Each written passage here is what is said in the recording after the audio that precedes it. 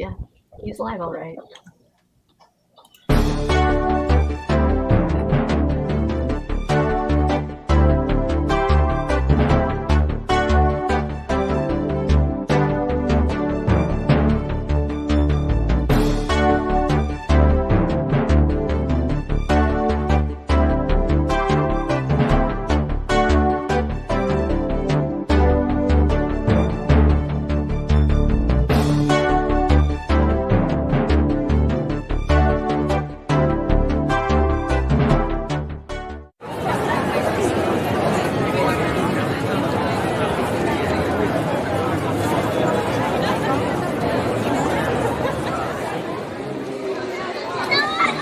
It's on!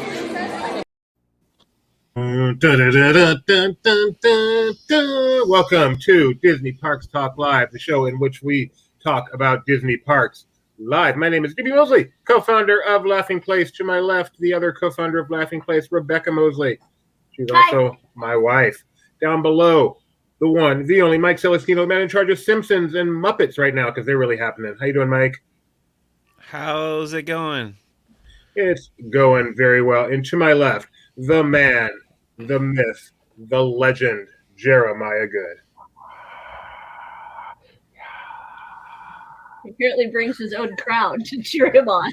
Somebody's got to. So we are talking about Disney parks, and it's been a busy week. You know, with the parks closed, or some of the parks closed and everything, we've had some weeks where we've had to make up some stuff to talk about. That is not the case today. There is a lot going on. So we are here to talk about it. If you have any questions on anything we're talking about, or anything you feel like we should cover, or anything you'd like Jeremiah to do, ask him why his wall is so bare today, please put the question in the comments. We'll do what we can to answer them. But let's get started with this relatively breaking news.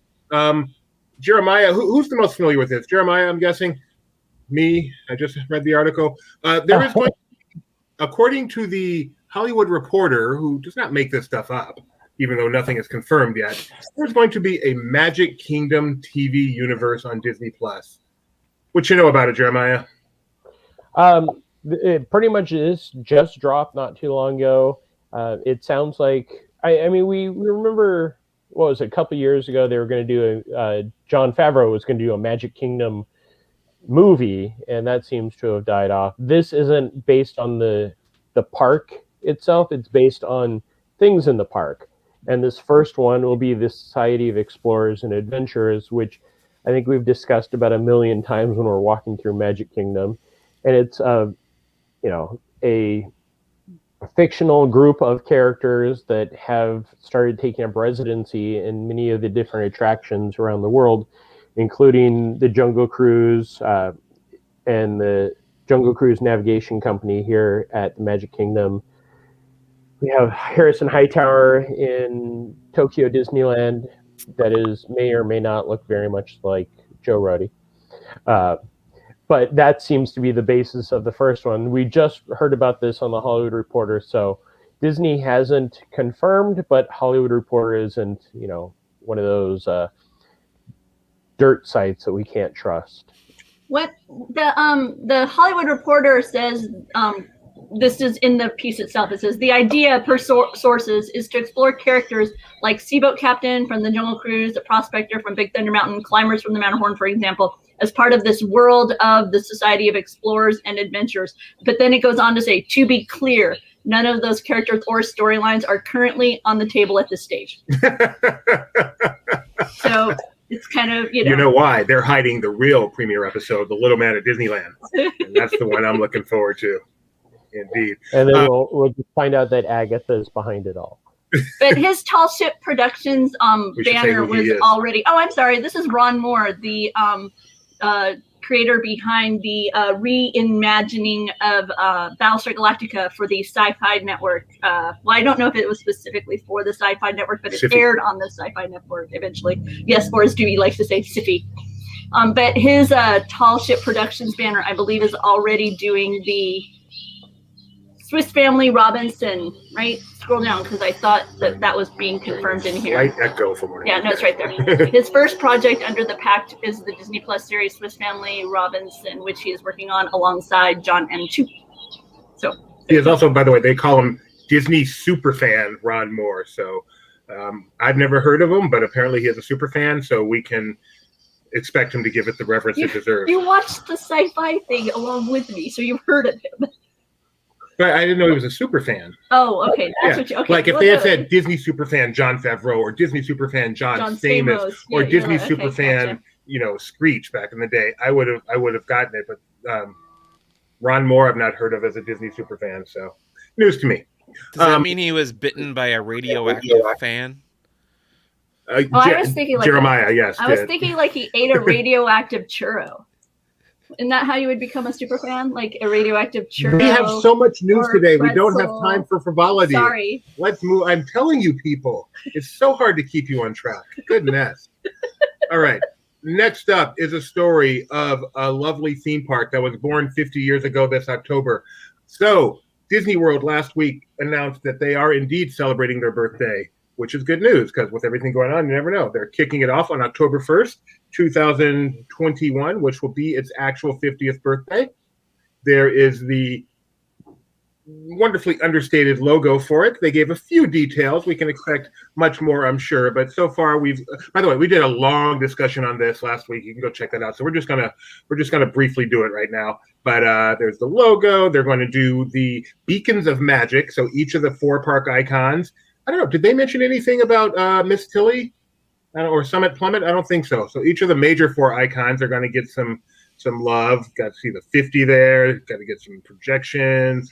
You do make a point, though. They are redoing the entryway arches, as you're driving from Osceola Parkway or right. Whatnot. And so why no love for Tilly or Summit Plummet? I wasn't kidding. Yeah, they should. You bring a good point. I wouldn't light it up at night. That's kind of useless. But so here's the Tree of Life. Some projections going on there. Some fireflies happening. There's an ad. Hollywood Tower of Terror getting some stuff at the end of Sunset Boulevard that's going to make Tony angry, and of course Spaceship Earth, which will once and for all settle that it is indeed a big white ball. So, looking forward to the 50th. Anything else you want to say about the 50th? Mike, are you looking forward to? Were you around for Disneyland's 50th, Mike? I was, yeah. I frequented the park during that era. Did you like the gold? Did you wait in a special line just so you could ride in the Golden Storybook Land Canal boat? I can't say that I did. I think I've only ever been on the Storybook Land Canal boats 3 times. Oh my! And they were all within the last 5 years. That's awesome. Wow, it's a good ride, Mike. We've got the giant patchwork quilt there, from Lullaby Land. Never let Toad Hall is still there. Big whale mouth and the giant duck. If we had time for frivolity, I would want to address Gio's comment, but we don't. Gio is asking, well, technically, isn't Figment and Dreamfinder part of the Marvel universe now too? Mike, do you have anything to say to that? Well, I was wondering if he meant because Figment is in the queue for the Guardians of the Galaxy Mission Breakout. No, I think it's because of the Disney Kingdoms comics. Yep, because of the Kingdoms comics. Yeah. But I hadn't thought about the fact that there's this double Figment connection with Marvel. So not only is he in the Disney Kingdoms comic title, but he's also. I think that puts him. In the Figment comics, does he interact with the Marvel superheroes? No. It's merely it's like the fact that aren't the Star Wars titles now published by Marvel? That doesn't make them Marvel. Yes, in fact, they were originally published by Marvel, but there are Marvel published comic books that are not in the Marvel universe, which I believe the Disney Kingdoms ones would be. You are correct, except for the fact I like the idea that the fact he's in the Guardians queue makes that ambiguous. I like that a lot, yes. I feel like we need to get Josh on this conversation right now. Oh, yeah, or Mac. Wait, was I not fielding this question appropriately? I feel like I did a good job. You did not do a good job. What lingering questions are there? No, Figment is not part of the Marvel universe. So, Mike knows Star Wars. I know Disney Kingdoms. Tony doesn't know any comics, and Mac knows the Marvel part. So between the 3 of us, we have all aspects of Marvel. I mean, technically, Mickey Mouse is in the Marvel universe because for the Marvel comics that came out, Mickey was on the cover with Marvel superheroes. So. And by the way, Gio, you are absolutely correct that the article did refer to them as silver tiles. Which only proves that even Disney publicity can make mistakes. Jimmy will not give They up. may be silver tiles, but they're on a big white ball somehow. That's what I'm saying. Jimmy will not give up on his belief that Spitzenberg is white. It's not a belief, it's a fact. In related news, actually, let's go to this related news. Okay. In related news, Disney 2022 vacation packages are now available. So if you're ready to make your trip going as far out as January 2023, now is the time to do it. Oh my goodness, I forgot to show the most important thing in this article. Since Mickey reminded me of that, check out those outfits. So if you want to see them, 2022 bookings are now available. As always, we recommend our friends at Mouse Fan Travel. You can contact Becky over there or anyone. They're all awesome. And especially with the way things have been kind of, shifting and changing and all that kind of stuff, be sure and reach out to a travel agent. They will help guide you through it, and no additional fee to you. And in fact, they will keep an eye out for better rates for you. That is true. So Mouse Fan Travel. So this celebration is 18-month celebration starting October 1st. So it goes all the way through March of 2023. That is a long time to party. So you can book any of that right now. I'm going to start now. Through Mouse Fan Travel. You don't have to use Mouse Fan Travel, but we highly recommend it. And you can do it. And then the global ambassador for the celebration is George Kalogridis. I don't remember who held this position for Disneyland's 50th. Do either of you? I don't think there was actually a global ambassador. So it was not. That's not what Kelsey Grammer was. That's not what Leanne Rimes was. I don't think that's what they Julie had that Andrews. Title. No, I don't know that she had that title. Okay. This is just an interesting position, but congratulations to George for becoming the global ambassador. I don't know if he has to go through a confirmation process with like the moms panel or something. Do you know exactly how this works? They are working on the stage of the castle, which is a topic I'm sure we're going to touch upon, but they're doing that just for his confirmation. So they can do all the princesses can come out and put a crown on George's head and confirm him as the global ambassador. I like how we just used the picture that they gave us. I'm pretty sure there were some pictures taken pre-2020 where you can see his actual face, but we didn't bother with that. We just used the one that they gave us. So if Tony, you wrote that article, that is a jab. That's how I'm going to start posing too. Not doing this one, but I'm going to do this one. It doesn't look. It looks a little awkward. I'm just gonna say it. Who are those suited people? Well, we will tell you. C. Bacon, thanks for joining us. This is George Kalogridis. He is the global ambassador for Walt Disney World's 50th anniversary. He previously has been the president of Walt Disney World and the president of the Disneyland Resort, and he's been a cast member at the Disney park since the age of 17 when he began as a busboy at Disney's Contemporary Resort. So therefore, it seems quite fitting that he would be the global ambassador and be able to, talk about the way the park has grown and all the wonderful things about the Walt Disney World history because, he hands-on knows it.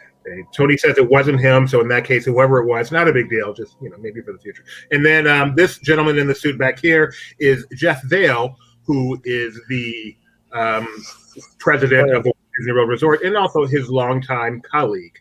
It looks like he's like his hype man back there. I really feel like we could just read these bullet points too. So George and his hype man, and like I said, he's been nominated at this point. We're still waiting for official confirmation. For a moment. Yes. Doesn't it feel like the storms are brewing though? I mean, you've got the arch. There's like the storm in the background. It's like. But George and Jeff are going to be the new Daft Punk. They're going to go on tour on some helmets. There you go.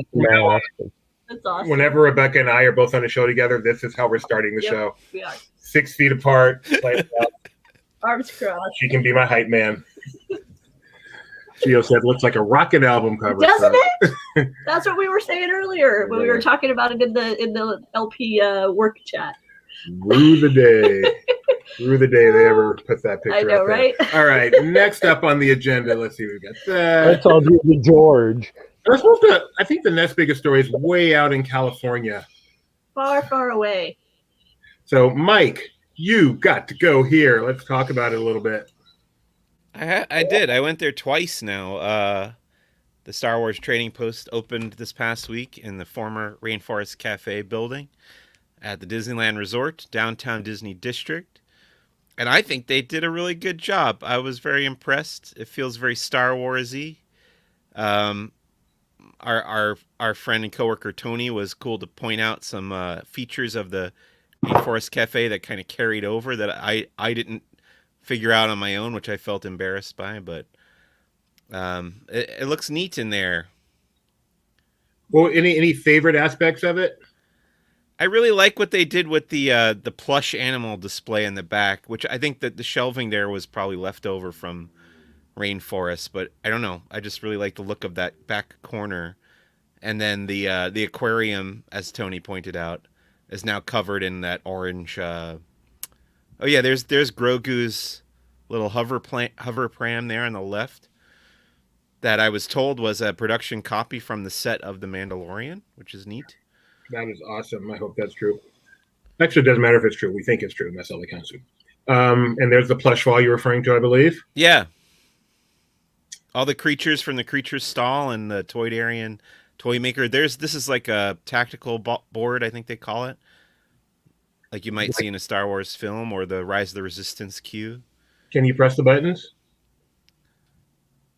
I didn't try to press the buttons, but I should have. It's nice to once again have locations though that you can go and to an extent cosplay, right? Because you can go there in your Jedi outfit and stand and take some pictures, and it's nice because we haven't really had anything accessible like that in California. Yeah, now finally this is available in California. Previously available at Walt Disney World. Yeah, I think it's like $3 more expensive out there without the drink. Really? Yeah, I think so. So they like accounted for the 30% discount. They're just like, we're just going to charge $3 more. Yeah. And it'll all even out in the end. Yeah, because we didn't get a discount on it.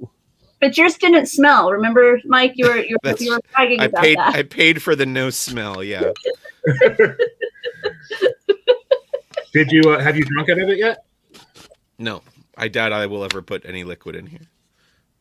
No, yeah, that's what would make it smell. See, you're missing the point. That's a good one. So Rebecca's talking about the cosplay. Did you see anyone playing like Star Wars Uno there?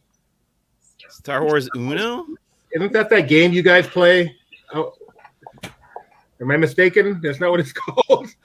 What's that game you guys play when you guys are like in your little cos fantasy world? Sabacc, you mean? Is that what it's called?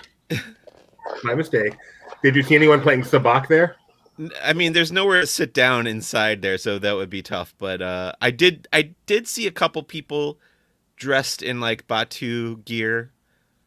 I also saw our buddy Josh Damaro. I think you're going to get to those pictures. Yeah, I'm going to show off Josh in a moment. But Rebecca wanted me to make sure I showed the money clip. Oh yeah, I got that too. Pick that up. Nice. So what is that, a gift card? It is a Disney gift card, but it's intended to look like a in-universe currency called the Batuan Spira. And I had the previous version, which was kind of gold colored, and this one is like silver colored. We'll do the comparison again. Yay! There you go. Just have to be careful because last time you dropped it right on the disconnect me button. Oh yeah. So what's the difference? What's that? What's the difference in those? One's silver and what is no? not? But I mean, is that the only difference? The color? Yeah. That is the only difference, Yeah. And you have to pay $100 to get it. And But actually, I mean, it comes with $100 on the gift card, so. Much like you'll never use your sipper, you're never going to spend with these, right? Oh no, I'll spend the money on here. Yeah, totally. As soon as you spend them, they lose value. That's Is that kind true? of well, yeah, because they don't have the value on them. Oh yes, there you go. There you go. I gotcha. By the way, over on oh man, Jeremiah dumped you on that. That was a good one, I thought. I even fooled him with that. I like it. Once I got it, I liked it. Over over at Etsy and other like places where they are crafty talented people or talented crafty people, you can get a little holder that allows you to wear it around your neck. They had those here, like just sold them too. Oh, nice. I mean, I saw a lot of Batuan residents with theirs, but okay. I haven't seen, like, I haven't gone and looked and said, oh, this is what it is. But I know that it was one of the things they had. I had only seen them through non-Batuan sellers that were Karen at Etsy. Wait, Karen was on Etsy? They were Etsyans. So I know they don't have the cards, whose name I forgot again already, but they have some lightsaber battles going on in there? Well, you can buy Sabacc cards at the trading post. I should clarify that. You just can't play. What was the second part of that question? Sorry. What's the lightsaber game going on in there? Like, can you have a battle with someone? Do you see? I don't think they want you battling, but you can buy a legacy lightsaber, which are the ones in that display case there, and those are all the ones that look like familiar lightsabers from the movies and the TV shows. Very cool. So, Mike, did you go across the way and eat with Josh at Earl's Sandwich and play Sabacc with him? I did not. This is what I wanted to point out, though. They're the tanks, which I didn't make the connection, are the aquarium tanks from Rainforest Cafe that Where? they put these. Oh, that's what this is here, right? Yeah.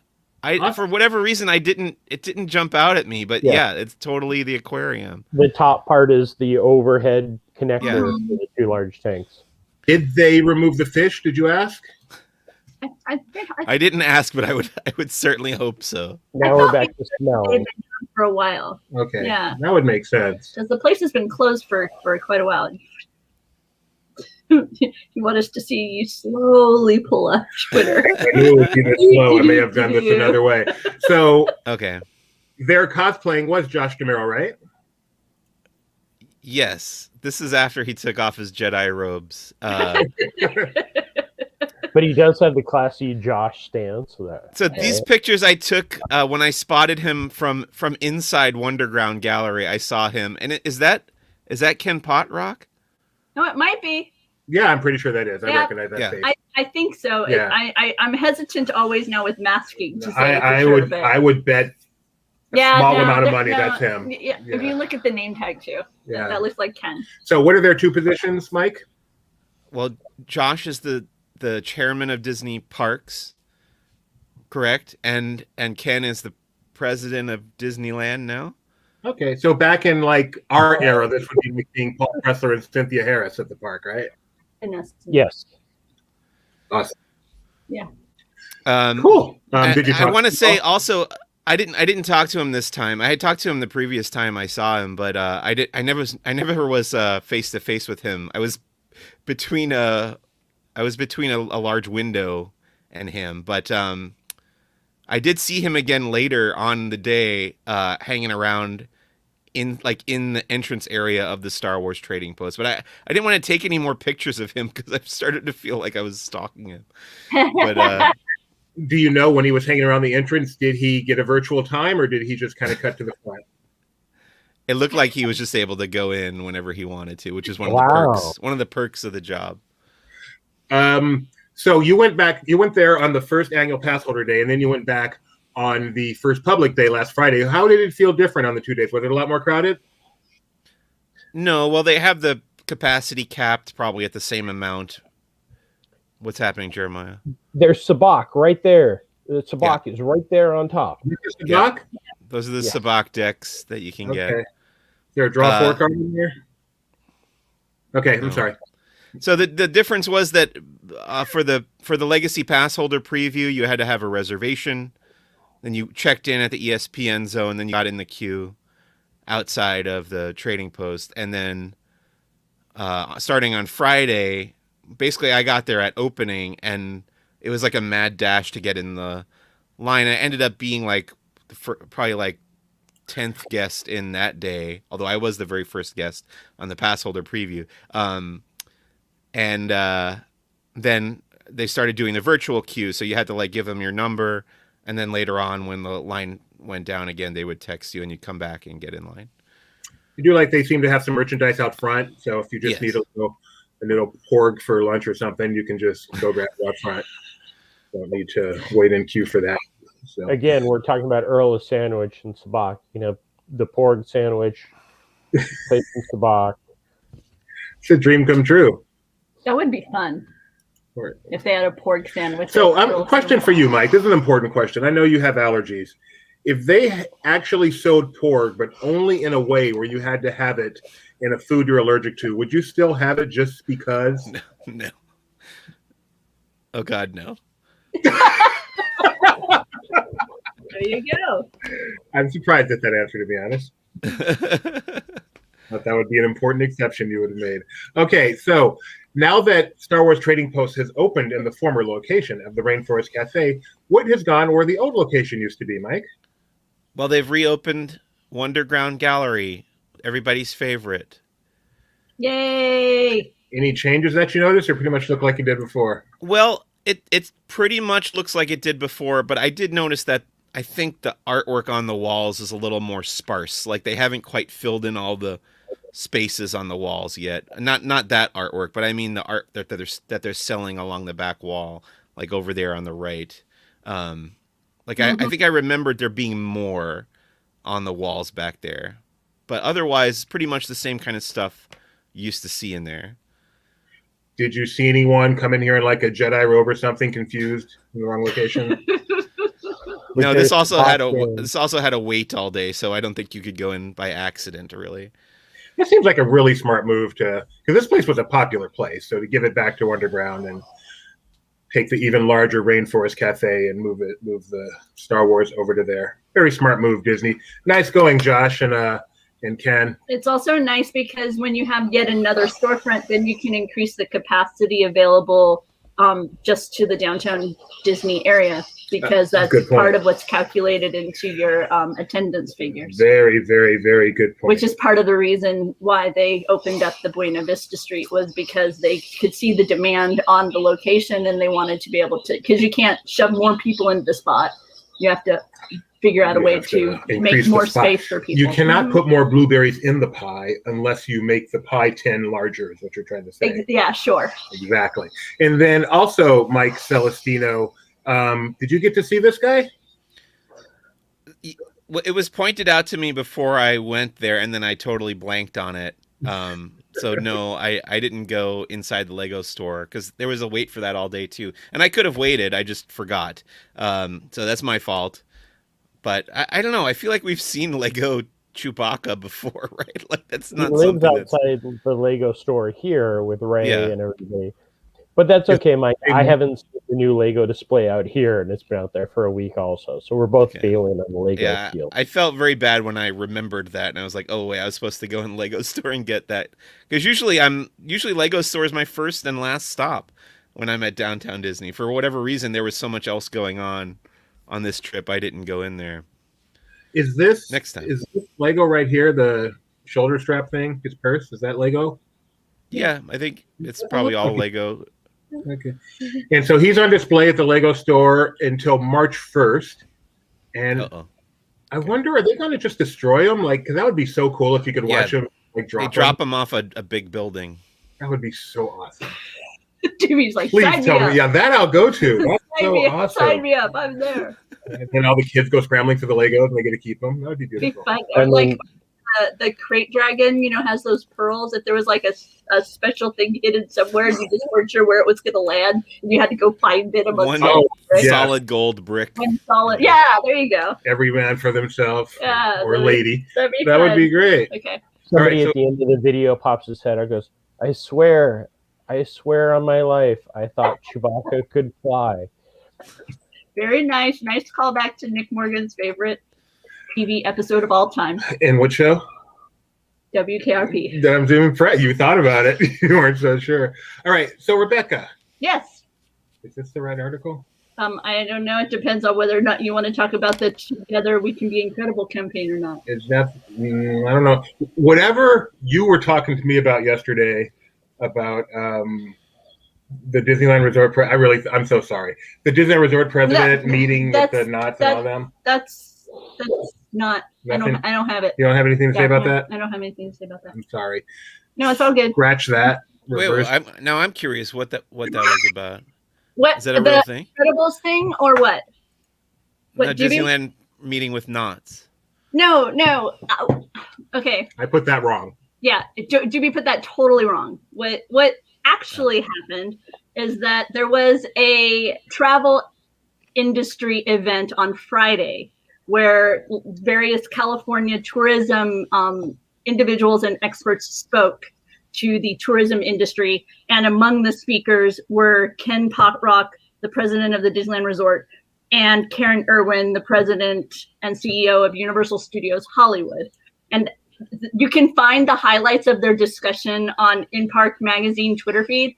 And I just found a lot of the quotes that came out of that very interesting, and coupled with the seeming movement forward by Universal Studios Hollywood, perhaps towards some similar food ideas like we see with Buena Vista Street and Knott's Berry Farm doing. And then with the tweet by Six Flags the other day, in essence saying we will be back with rides in the spring, I'm just noticing a bit of a shift in the dialogue by some of the in a more public way. And so I was just talking about that with Juby, but it's not something that Laughing Place has written about or that we've focused on specifically yet.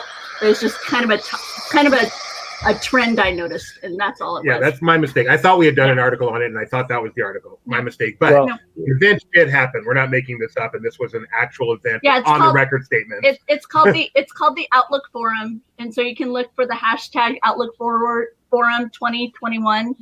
And like I say, the In Park Magazine Twitter account has a lot of highlights by Potrock and Irwin from that event, and I just found them intriguing as people are getting much more optimistic, as we're seeing, multiple day, like almost over a month now by some accounts of hospitalization decline and continuing COVID rate decline, and then the in part with vaccination and the optimistic view about what will be happening with COVID. I've just noticed a bit of a shift in some of the Southern California, especially because I think California is now the only state that isn't talking actively about theme parks in the summertime. I think everywhere else is. And then that Magic Mountain tweet was really Go ahead.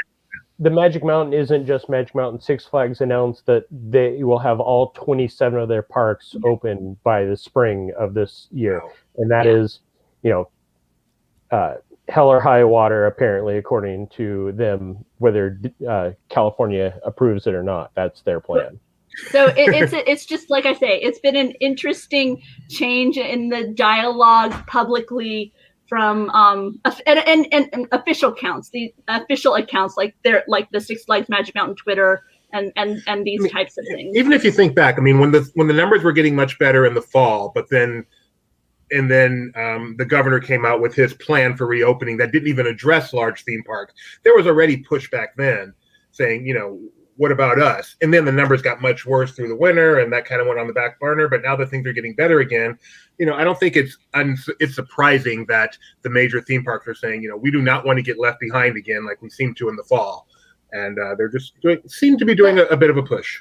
The comment that is attributed to Ken Potrock by In Park Magazine that I found the most interesting, and something that I hadn't heard said publicly previously, and this is how they don't cite it as a quote, so I don't know how close to his exact words this is, but like I say, this is from In Park Magazine, what Ken Potrock said. Our industry's parks have really provided benchmarks for others, restaurants, hospitality, etc. Consumers also emulate these practices after the return home from the parks. Our industry is a leader in this regard. And I just found that a very interesting way of positioning the theme park industry that I hadn't heard before. In essence, people are coming here and they're really living a full day with mandated 6 foot and people watching them, and then, and trying to hold that up as something that then is maybe carried out, or, adherence to mask, being comfortable and aware of mask wearing for an extended period of time. And I just found it interesting that kind of language is, like I say, they're attributing to remarks at this event to Ken Potrock. Hopefully. So we'll see. It's just an interesting turn. So back on the East Coast, Jeremiah, small head Jeremiah today, little head in the middle of that big background. So when was the last time we got to see this, Jeremiah? The firehouse without a big sorcerer's banner in front. It has been over a decade. I want to say. I want like all this. I know. Jeremiah's broke. I want to say it was 2009, 2010. But just before Virtual Magic Kingdom, they actually had shut down the firehouse for a while. So now it is open. They have the fire engine that guests cannot ride in there on display, that guests cannot climb on. But it's very nice. It talks about the patches that fire departments have given throughout the years that they have all over the walls. Do you know the significance of this engine number 71? Yes. Do you know the significance of? It's the year Doobie was born, so they decided to name the fire engine after him. Dalmatians coins, cool. Ooh, Dalmatians press coins. Yeah, and they still those where the harnesses for the horses. That's still the VMK, like the training area. Sorcerers. Do you say that to make fun of me? Sorcerers, Jeremiah. You've caught Doobie's virtual Disney park disease. But they had removed the prep area where when you stood in the queue, you would watch the video of Merlin talking about Hades taking over the Magic Kingdom. So that will probably be removed at some point. But they have, you can see around the horse harness, there's still a screen behind it. Yes, you can. That's really funny. Okay, and then... Oh, that's so pretty. It's a sand sculpture. Raya and the Last Dragon. Dun, dun, dun. Where is this? This is right outside of the main shop to the right of Disney's Animal Kingdom. Too many different names because the store has like 3 entrances, so I just call it the main shop on the way to Animal Kingdom or to Dinoland. If you're sitting at the dinosaur tail and you look to your left, you're looking at the entrance to Bug's Life queue. To Tough to Be a Bug queue. And this is an actual sand sculpture, like real sand? Real sand. Very detailed. Last week when we were there on Friday, they had just started. Like we could only start to make out the dragon's head and kind of the wall in the front, but you can clearly see Raya, the Last Dragon. There's Tuk Tuk over to the left. And that's then right. Yes. I bet it looks really pretty at night because that stand is such a neutral color. So to then have the stage lighting on it, I bet it's really pretty. It's awesome. We probably won't see it because the parks close at 5 for the next few months. I forget. Walk out slowly. Yeah. So Raya the Last Dragon coming to Disney Plus premium. Premiere. Disney Plus Premiere Access or your local theater on March 5th. Yes, and we will have more up about Raya coming up in, let's see, roughly 33 minutes or so. We should have a video where you can learn to draw Tuk Tuk. So you got to do that today as well. So Raya kind of lives at Animal Kingdom, is what you're saying? Yes. Are we sure it's Tuk Tuk? I'm sorry? Are we sure it's Tuk Tuk and not Tuk Tuk? Well, as somebody decided to point out, there's no C in it, but I think it's Tuk Tuk. You just drew it today, didn't you? So they must have said the name. It sounded like Tuk Tuk, but it was a animator behind a mask that had never drawn before the character. So they kind of, never drawn in front of the public, as he pointed out in his closing speech. Oh, that's sweet. Tony Okay. Betty, if you're still there, we know you're the master of animation. Please give us the correct pronunciation of TUK. And then not only did you get to pronounce it, I thought I had a picture here, but you got to eat it. Yes. I ate one of the, neither one of those. Did you get the sundae? No, I didn't make it back in time for the Sunday. I had the cake. Mm-hmm. Ooh, Yeah, the baby tempura. That one. Yeah, it was very good. It was spiced mousse. Mm-hmm. And it looked really good. Yeah, there it is. It's a five spice mousse, chocolate mousse with a velvety chocolate shell, right? Yeah. All right. So it's like tuk, but with a shorter emphasis on the ooh. So whether tuk? No. Tuk? Yeah, that's fine. That answer doesn't really. That's really. But thank you, Tony. So here we go. Doobie says tuk. I say tuck. Rebecca or Doobie? There you go, Tony. Tell us which one. He says it's in the trailer numerous times, so I think we're just going to do that. More times. Okay, we need to pay more attention. Which syllable shall we put the proper emphasis on? Correct. Wow, that's so clever. Oh, zebra stripe. Sorry, I'm just checking out the food. So foods are always a big thing in the park. We're just looking at some of the current foods. Zebra striped Valentine's cupcake. Are these left over from 2 weeks ago? I would guess so. These were in Creature Comfort, the Starbucks, and they also had the tuk. I'm sorry, tuk. Tick. You did eat this one, right? Yes, very good. I wanted to go back for the Sunday, but I was out at Affection section, and they had one train running, and it only took me like a half hour to get out there and a half hour to get back. Did you give a good, oh, no? No, I did pretty much when I walked up, just... Tuk. Yeah. We're going with that one for now until we hear the trailer. All right, let's see what else. So there's a lot of AP specials going on right now. Jeremiah, quickly, you want to mention that? Yeah, to get guests or annual pass holders to visit Disney's Animal Kingdom on the weekdays, they're offering some weekday offerings, such as the Donald and Spike the Buzz magnet that was given out the first week and a half of the Flower and Garden Festival last year. And since it didn't really make it too long, you can now pick it up there at the Boneyard. They also have an offering for the games of Dinoland, where if you purchase 3 tickets, which would be a total of $15, you can get receive your complimentary retired non-Disney plush, which is a giant snake. They can be silver, green. Yes, or purple or green, purple or silver. They have the purple and silver version. Maybe also. That's Spaceship Earth. I see it when it's like this, and you guys see it when it's like this. Okay, sure, that's it. Maybe. You lived in this state for how many years?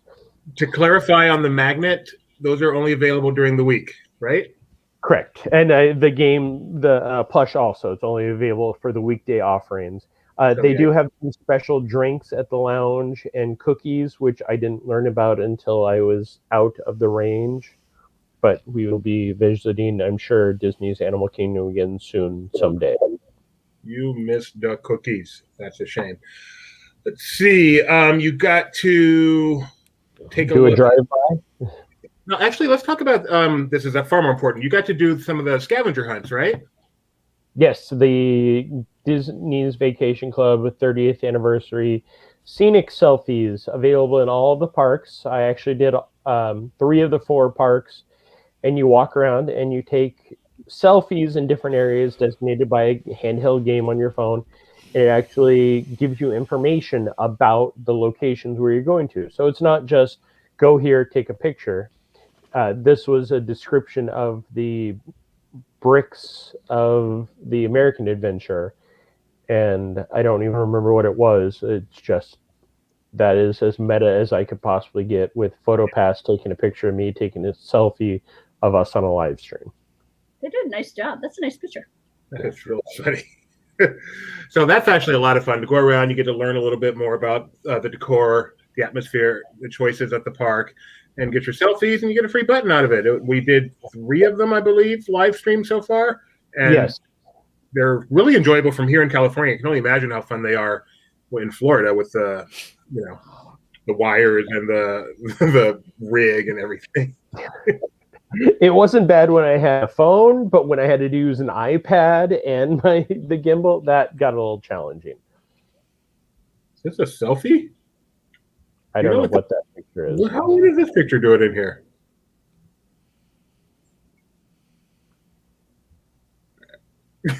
Jimmy wants to solve the problems of the website. I love the picture. In real time. I'm sorry. I don't even know what the picture is she's taking there. Like, it looks like she's taking a picture of the Skyliner that's behind her. It's a selfie. But it's a red Skyliner, and there's only an orange and a yellow behind her. And there's no girl in that picture. It's just the Skyliner. It actually looks like the Skyliner's upside down, too. She's just been walking around with the picture. She took the picture a while back, letting it develop there. She's just been walking around with the... Tony, was this you again? But it's such a great picture. I'm glad it's here, even though we don't know why it's here. Well, she doesn't have a mask on. She has, like, far too many bracelets for her own safety. It is an interesting... Yeah. All right. It does not matter. Very true. But it is interesting. And you got to drive by the Galactic Cruiser. Is there anything to see there really yet? They're putting up more of greenery around the Halcyon to block from the drive.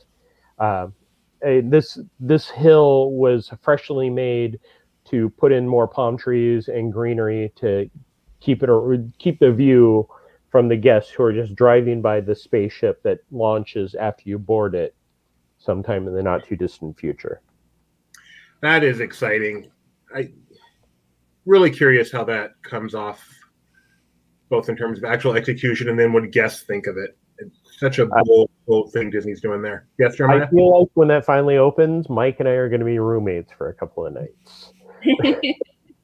Sitting in the lounge, listening to the Cantina band, playing some Star Wars Uno. Take lots of pictures of that. I'm looking forward to that. I hope they have Star Wars Uno. If that's not on the list, I want my money back. Let's see. Anything I miss here that you guys? We had so many little things. We've talked. I'm not going to show up, but the Snickerdoodle beignet now at Ralph Brennan's Gas Kitchen. Jazz Kitchen, not Gas Kitchen. I went to the Gas Kitchen. Sounds really exciting, but Mike, you haven't been able to try that, right?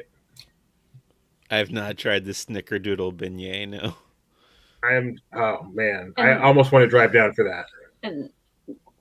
And then the Imagineers talking about working on Snow White's transformation from Scary Adventures to Enchanted Wish. That's out there. Also, DCA had some new balloon. Well, no, the Disney parks in general had some new balloon colors. Here, I feel that's worth. What, Jeremiah? Just one new balloon color?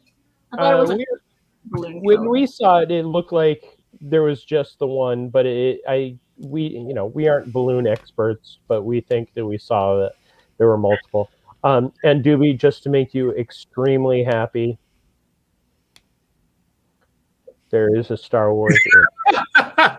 Told you. And you click that hand shooting. I get it. Han Solo is number 1 because he's solo. Hello. R2D2 C3P. And Forda. Oh, his name is Yoda. Sorry. Which has 4 letters. I'm mistaken. Can we edit out this stuff so when we put this online, it's a little bit more succinct and follows that train?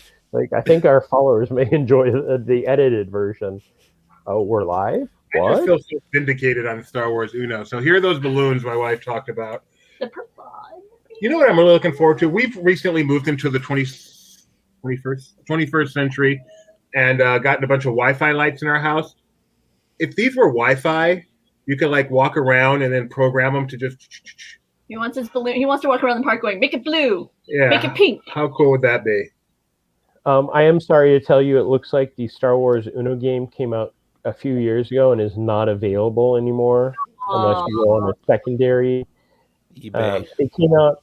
Oh wait, no, I apologize. Release date February 1st, 2021. So apparently it just came out. Fresh in time for. They will be February. there on the Halcyon, right? Is that what it's called? Halcyon? I feel like if it's not, we will have to bring our own, Mike. Okay, we have a question, a serious question. So enough with the frivolity. I told you guys we have a lot to do today. Do we have any idea when the cast will be getting covered up for the 50th change? That is a great question.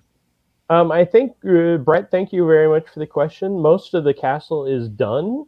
I think the only thing that's different, I know that they talked about some smaller things to be added to it, but that can probably be done within a few weeks.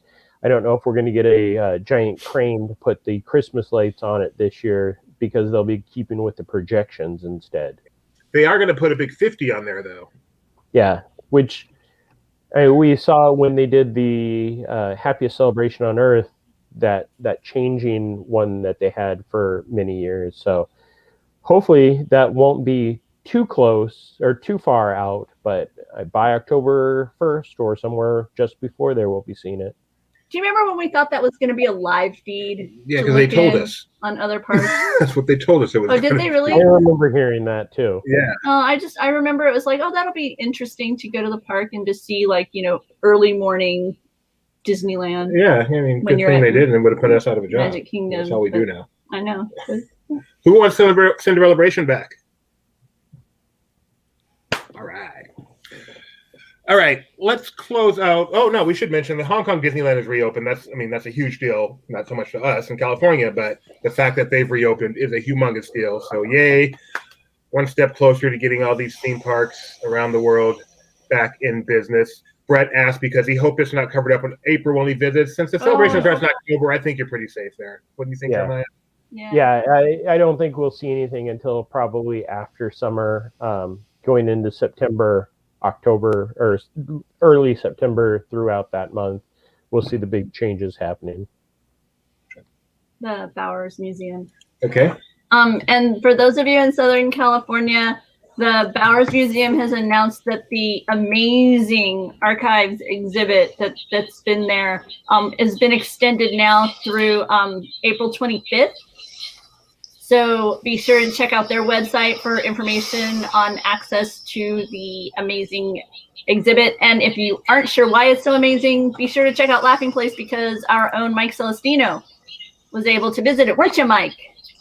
Yeah, it was real cool. I went to the grand opening of that thing, and it was like the week before everything shut down. So everybody was in this really weird mood, and everything felt very like tentative. So it hasn't been open during regular times, during a regular type of period. No, but it opened. It was open when I was out there in October. I went and saw it. They had it right, but I mean, it hasn't been open in like non-pandemic times. Yeah. Yeah, it's a great exhibit with a lot of cool stuff. And if you're a D23 member, you do get a discount on your admission. I was disappointed. I was hoping they would do a drive-through version of that, and Mike Celestino could take us along because he does those so well. Driving through the Bowers Museum, trying to weave his way through, make sure you didn't destroy something. That would be a tight like Herbie and stuff in there. So there are cars that are part of the exhibit. Mike, what were some of the highlights for you of the exhibit? Oh, they have the parks section is really, really cool. They have a bunch of stuff from the Haunted Mansion. They have the xenomorph alien from the Great Movie Ride is in there. Captain Rex from Star Tours is in there. A big statue from the Rio del Tiempo at Epcot.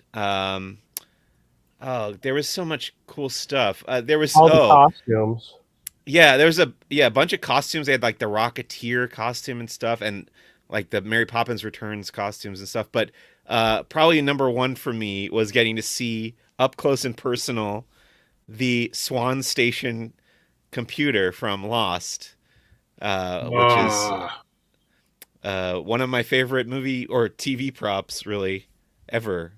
I'm sure if you scroll through enough of these pictures, you'll come across it. But there's a lot of pictures here. Yeah. Oh, this is So, this yeah, was. so- Yeah, this is all the costumes and the Haunted Mansion stuff there. There's Dick Tracy. They had costumes from the parks too, like that Elsa there is a Elsa costume from Disney Parks. There's Herbie. What is this guy? You remember? That's Ford v Ferrari, I think. Oh, so they had some Fox stuff in there too. What an extensive exhibit. Yeah, no, it's in a really incredible collection. And like I say, it's there in Santa Ana, so not terribly far away from Disneyland. And what they have is they have timed entry. So be sure and go to the Bowers Museum website. You can go to laughingplace.com for more information. Yeah, it's like a 5 or 10 minute drive from Disneyland Resort. It's not far at all. And it's totally, there it is. There's the Swan Station computer. That's really just looks like a Apple II. Commodore. Yeah. It's just a period appropriate, very early 1980s computer. That logo looks kind of like the Commodore logo too. Yeah. Best show ever. Lost, no question. Anything else? I have one more thing I want to mention, but anything else from Disneyland or Disney World or my left? I'm just excited that the Disney Cruise Line is let us know that when they're back to sailing, we can see Marvel Day at Sea and Star Wars Day at Sea return. They've already announced dates, and as we know, some of those dates have been pushed off, but I'm just glad to know that they want to offer that to people when we begin to cruise again. They've also said that even though Magical Express is leaving, that the Disney Cruise Line transfer is staying. Yeah. So that's been some good news for those of us who enjoy cruising and can't wait to get back on board ship. Can't wait to get back on board ship. Oh, can't wait to get back on board ship. So one of our podcasts, we have several podcasts here at Laughing Place. We have the Laughing Place podcast. We have Mike Celestino's Who's the Boss. How's that going? What are you guys up to on your Lucasfilm retrospective? Well, last week was Star Wars video games, and then this coming episode is Kagemusha, which is a Akira Kurosawa film that George Lucas helped get funded in 1980. Oh, wow. That's cool. So all this season 2, he's doing a retrospective of all the Lucasfilm projects. So that's exciting. Check that out at Who's the Boss. And then we have the podcast whose name I just forgot, the Marvel one, Zacks of Life. Zacks of Life. Yeah, I was going to say Zacks All Folks, but I know that's wrong. The Zacks of Life. Zacks All Folks. That would have been good too. A Marvel podcast featuring Mike Mack. So make sure you check that out.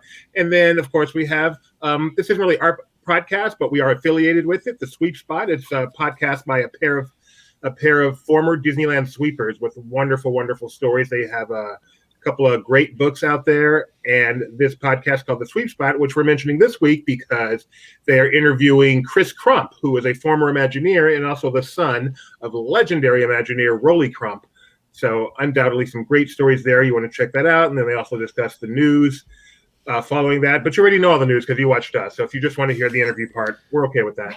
They'll understand. Skip right to the interview, like Mark Maron. So, that's the Sweep Spot. You can find that on our site, on the linked off the front page. Subscribe on all the normal podcast subscription places. So, like I said, a busy week in the world of Disney park news, which we're so excited to have. It's rare for us to get these really, really busy weeks. I'm glad we weren't wasting any time with useless chit chat, like trying to figure out the names of various Star Wars recreations and such. So, good job, everybody. Good job. Anything else? I have a feeling once we get to March, and that like after hours event, the ticketed event at DCA, I feel like once we hit that, the ball's going to start rolling and probably pick up some speed. And the parks will be open and Mike will be smiling once he figured out how to get in. Yeah. Exactly. And then the real fun begins. How do I access this thing that's been opened? Oh man. Anyway, we'll become Universal Place real quick. Thanks, guys. Oh, no, that's not all. Coming up later, 7:30 p.m. That's only 2.5 hours from now. 7:30 p.m. Pacific time. Please be sure to tune in for LP Movie Club. They will be talking about the newest Disney Channel movie, which is on Disney Plus, called Ulysses. Flora and Ulysses. Flora and Ulysses. You know, I'm not the best person with names. I don't know if you've noticed this, guys.